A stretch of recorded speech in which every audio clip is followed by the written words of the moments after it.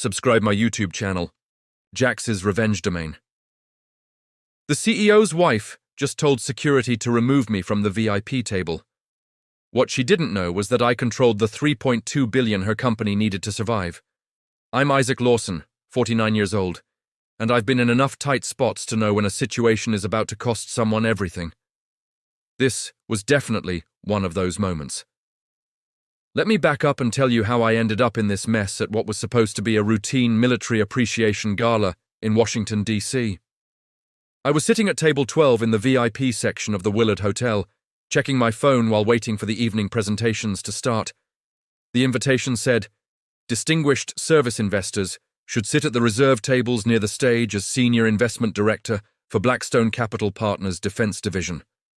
I qualified twice over, 12 years on submarines, then 15 years managing Pentagon contracts worth more than most small countries make in a decade. I have this habit of adjusting my Navy ring when I'm thinking things through. Tonight, I was thinking about one thing: finalizing the $3.2 billion funding commitment for Sentinel Defense Systems.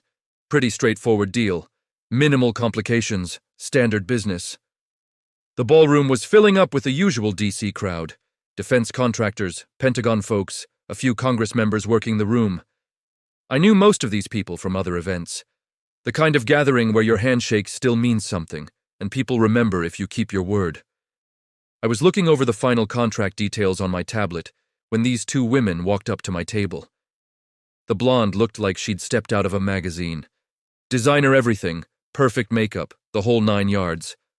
The brunette with her had that hungry look people get when they're trying to network above their level. "Excuse me," the blonde said, barely glancing at me. "I think you're sitting in the wrong seat." I looked up from my screen. "Isaac Lawson, Blackstone Capital Table 12, Seat C."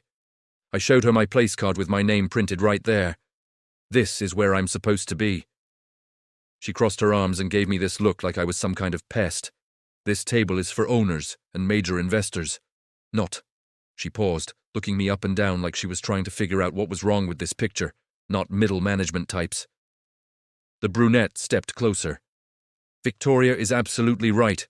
These tables are reserved for people who actually matter in the defense industry. Maybe you'd be more comfortable at one of the regular tables." I touched my ring again. These were clearly civilian contractors, with too much confidence and not enough sense. "Ma'am, I think there might be some confusion here." Victoria, that was apparently the blonde's name, shook her head. "No confusion at all. Howard and I are transforming this industry with fresh thinking. We need these seats for relevant people, not old-school military types who can't keep up with innovation." Old-school military types. That phrase just hung there in the air like a bad smell. I noticed people at the nearby tables were starting to listen in. Conversations were getting quieter around us. "Victoria, what seems to be the problem here?" This guy in an expensive suit walked over to our table. Mid-40s, silver hair, walking with the kind of confidence that says he's used to people saying yes to whatever he wants. He looked at me like I was a maintenance issue that needed fixing. "Howard, this gentleman seems confused about the seating arrangements," Victoria said. "I was just explaining that these tables are for serious defense industry leaders. Howard Westfield, CEO of Sentinel Defense Systems, the same company I was about to hand $3.22 billion to." He stuck out his hand with this practice smile. "Howard Westfield and you are Isaac Lawson." His smile flickered a little. "Lawson, that name rings a bell." "It should," I said. "Blackstone Capital Partners." Victoria actually laughed. "See, middle management. Howard, can you please have security help this gentleman find a more appropriate seat?" The irony wasn't lost on me. This woman was asking her husband to throw out the guy who controlled their company's entire financial future, but she had no clue about that yet. Howard's face changed a little. You could see him trying to put the pieces together, but his wife was already waving at the security guys stationed around the room. "Sir," I said, keeping my voice level, "you might want to think twice about this. Are you threatening us?" The brunette, Amanda, I heard someone call her, jumped in. "Howard, this is exactly the kind of toxic behavior we're trying to eliminate from defense contracting." One of the security guards was walking toward us now. Everyone around us had stopped talking completely. I could see people pulling out their phones. Little red recording lights starting to blink. Over in the corner, I noticed the event's live stream cameras had swiveled in our direction. "Sir," the security guard said politely, "I need you to come with me." I stayed right where I was. I'm sitting where I'm supposed to sit. These folks are saying there's been some kind of mix-up with the seating. The guard said he wasn't being a jerk about it, just doing his job. I could respect that. Victoria moved closer. "Look, we're not trying to be mean, but this industry needs fresh leadership, not outdated military thinking. The old boys network had its time, but that time is over." That's when the security guard put his hand on my shoulder. "Take your hands off him now." The voice came from behind us, and it wasn't loud, but it cut through all the chatter and made everyone turn around. General Pete Rogers was walking through the crowd like he was on a mission. Pentagon military liaison been around the block more times than most of us. Behind him was Sarah Mitchell from Defense Legal, and she had that look lawyers get when they see a lawsuit walking toward them in high heels. The security guard dropped his hand like he'd touched something hot. Victoria looked confused. Howard went pale as more pieces started clicking into place. General Rogers stopped right beside our table.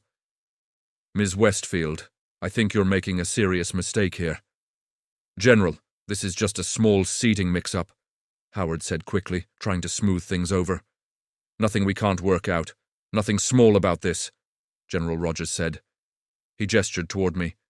"Meet Isaac Lawson, Senior Investment Director for Blackstone Capital's Defense Division." I could hear someone at the next table whisper, "Wait, Blackstone Capital." General Rogers wasn't done. He's the final approval authority for Sentinel Defense Systems funding commitment. The area around Table 12 went dead quiet. The orchestra was still playing somewhere across the ballroom, but it felt like someone had sucked all the air out of our little corner.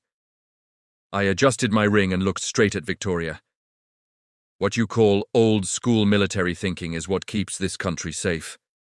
And disrespecting veterans at a military appreciation event. I let that hang there for a second. That's just poor judgment." Howard's face went from pale to white.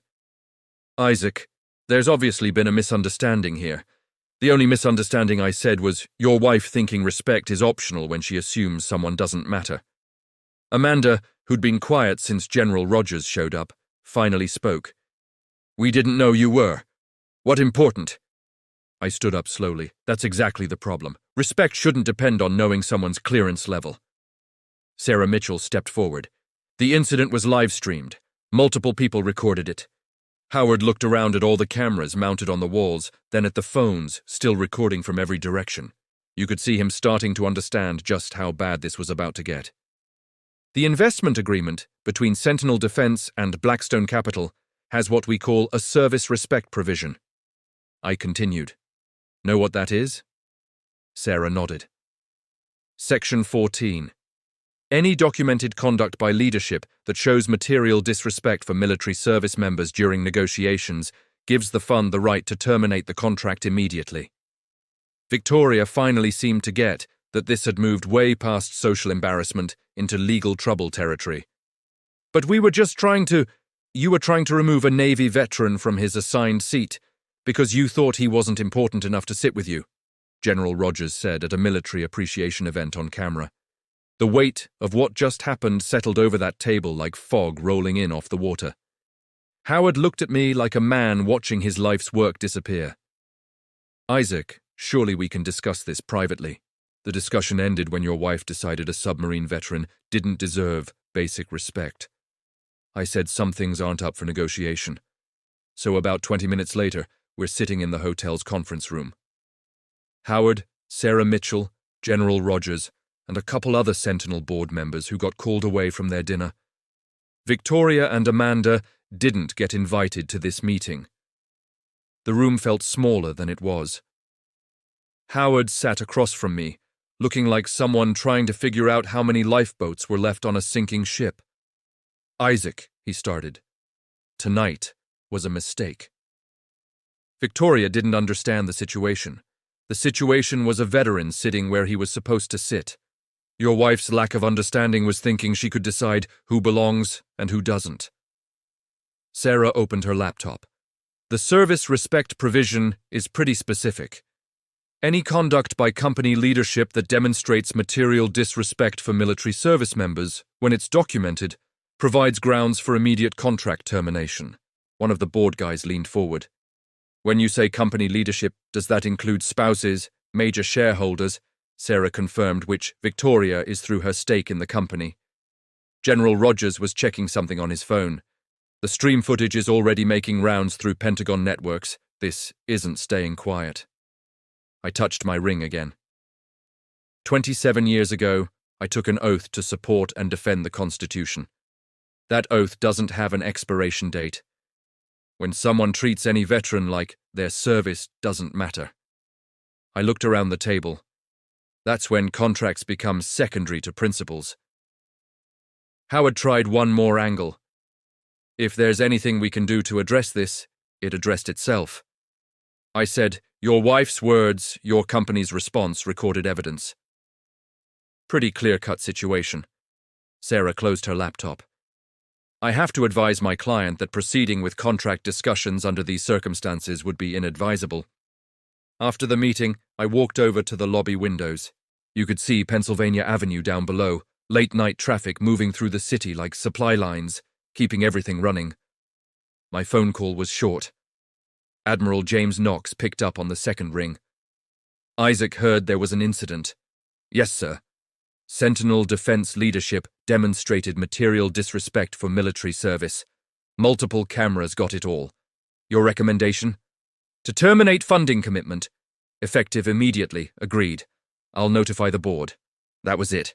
No big speeches, no drama, just business decisions based on documented behavior and what the contract says. While I was making that call, emergency board meetings were getting set up in conference rooms all over D.C. Sentinel Defense's leadership was about to learn what happens when military standards meet corporate reality. By 8:01 a.m. the next morning, Sentinel Defense Systems got their wake-up call. Formal notification that their $3.22 billion funding commitment had been terminated. The Defense Department also quietly started reviewing their existing contracts for potential conduct violations. Howard's assistant called me 3 times before lunch. I didn't pick up. The industry news picked up the story by noon. Major defense contractor loses billion-dollar funding amid conduct concerns. The articles mentioned governance issues and leadership problems, but they didn't get into the specifics. None of them mentioned Victoria's comments about old-school military types, or having security remove a veteran from his seat. But in Pentagon hallways and defense contractor boardrooms, the real story was spreading through networks that don't show up in press releases. Word travels fast when it involves respect for people who served. 3 days later, I'm back in my office going through new contract proposals when Sarah Mitchell called. Isaac thought you should know Sentinel's board voted Howard out as CEO. They're saying it's unrelated to what happened at the Gala. But boards don't usually fire CEOs 3 days after losing $3.2 billion in funding, I finished. Exactly. Victoria is being asked to sell her shares too. I looked out my office window at the PTWAC, where you can sometimes see Navy ships moving through the water with that same quiet authority that ended a billion-dollar deal. Any word on the contract? Dead in the water. Other investors are pulling out. The company's looking at bankruptcy within 6 months. That evening, I drove over to Arlington National Cemetery. Not for any official business, just to walk among the headstones and think about why some things matter more than money. Every marker there represents someone who understood that respect isn't earned through job titles or bank accounts. It's earned through service, doing what's right, and treating people with basic human dignity. Victoria Westfield never learned that lesson. Her husband's company paid the price for her education. You know, people ask me if I regret what happened that night, if I think destroying a company was too harsh for what was basically bad manners at a party. Here's what they don't get.